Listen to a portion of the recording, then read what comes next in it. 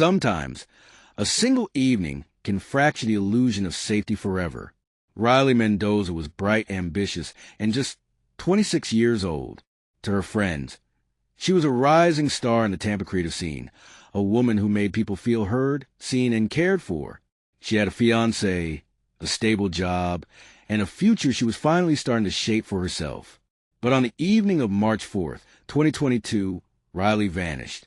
What began as a quiet concern from a best friend quickly snowballed into a statewide manhunt, a chilling discovery deep in the woods, and a trial that exposed the darkness hiding in plain sight.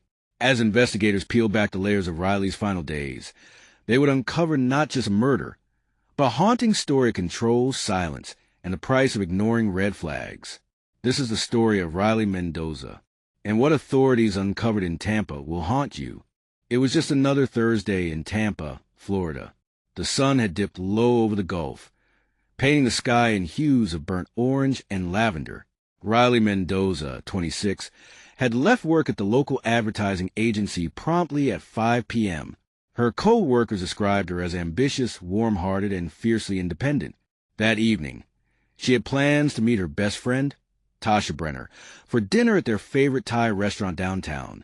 But Riley never arrived. When Tasha's text went unanswered and Riley's phone rang through the voicemail, a quiet dread began to settle. Tasha assumed there had been a miscommunication, but something didn't feel right. By 10:30 p.m., she drove to Riley's South Tampa apartment. The place was dark. Riley's blue Hyundai Elantra sat in the driveway. Tasha knocked, called out. No answer. Her stomach twisted in knots.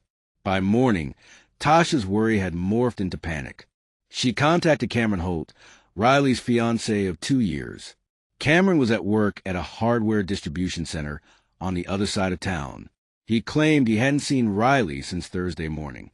She said she might meet a friend. Didn't say where, didn't leave a note. Her phone's still here. I'm getting really worried, Cameron told the dispatcher. Tampa police arrived within the hour. Riley's apartment showed no signs of forced entry. Her purse and wallet were still in her bedroom.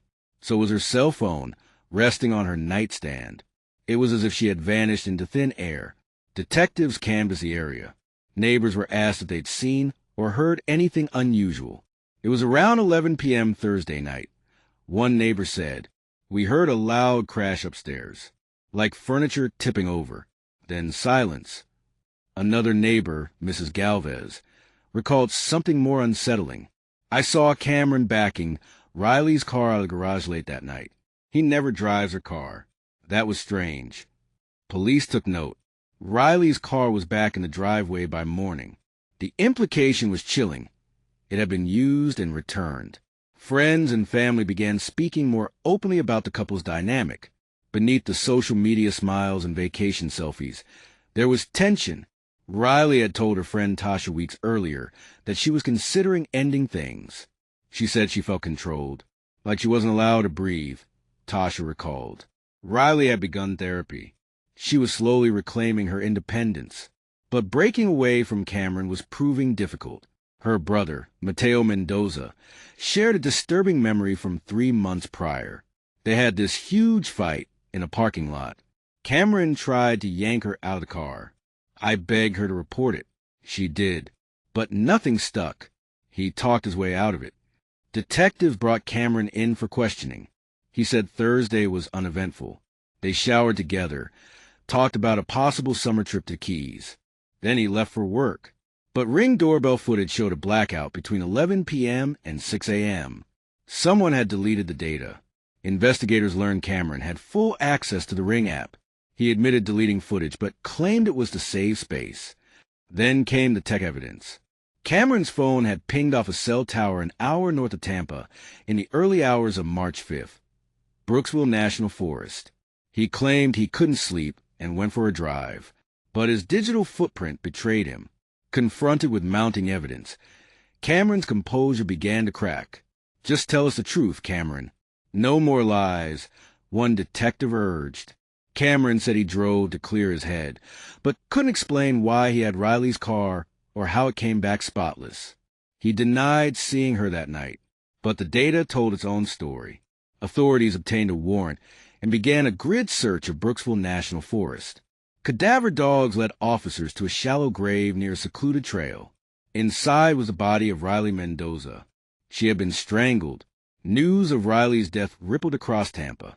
Candlelight vigils were held in Curtis Hickson Park. Her former co-workers organized a fundraiser for domestic violence victims. Her therapist broke down in tears during an interview, devastated she couldn't save Riley in time. Mateo gave a raw, heartbreaking speech. She was everything good in this world. She didn't deserve this. She was trying to live, to be free. Cameron Holt was arrested on March 9th, charged with first-degree murder, tamper with evidence, and abuse of corpse. Cameron pleaded not guilty.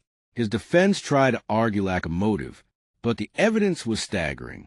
Deleted ring footage, cell tower pings, eyewitness accounts, text messages showing escalating tension. The prosecution painted Cameron as controlling and volatile. They detailed the relationship's descent from love into fear. The trial lasted 10 days. The jury deliberated for 6 hours. In March 2024, the verdict was delivered, guilty on all counts. Cameron was sentenced to life in prison, without the possibility of parole. Riley's family launched the Mendoza Foundation, aimed at supporting women in emotionally abusive relationships. Leaving isn't easy, the mission statement read, but you don't have to do it alone. Her apartment has since been converted into transitional housing for women fleeing domestic situations. Tasha visits weekly. She leaves fresh flowers on the porch. Sometimes she talks to Riley, even if no one is listening. In the aftermath, awareness spread like wildfire. Domestic abuse counselors across Florida noted an uptick in women reaching out, many citing Riley's story as the final nudge they needed. Schools introduced relationship awareness seminars. Employers quietly began offering domestic abuse training to HR departments.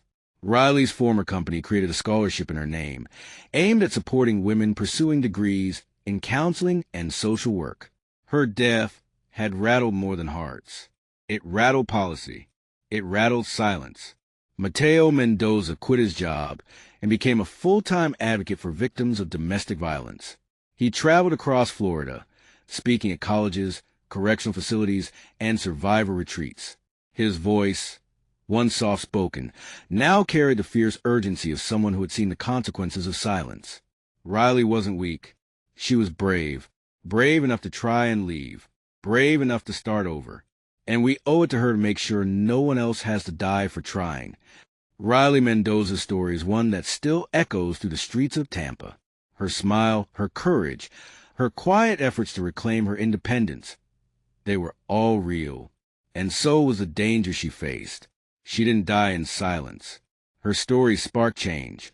From legislation to local advocacy, from whispered conversations to national headlines, Riley became more than a victim. She became a voice for those too afraid to speak. And while nothing can undo what happened that night in March, her memory now fuels a movement for those still trying to escape the same shadows. Let Riley's story be a reminder. If something feels wrong, speak up. If someone you love is hurting, listen. And if you're the one afraid, know this: you are not alone. For more stories that matter, subscribe to Deadly Affairs. If this story moved you, please like, share, and help keep Riley's memory alive. This video is for educational purposes only.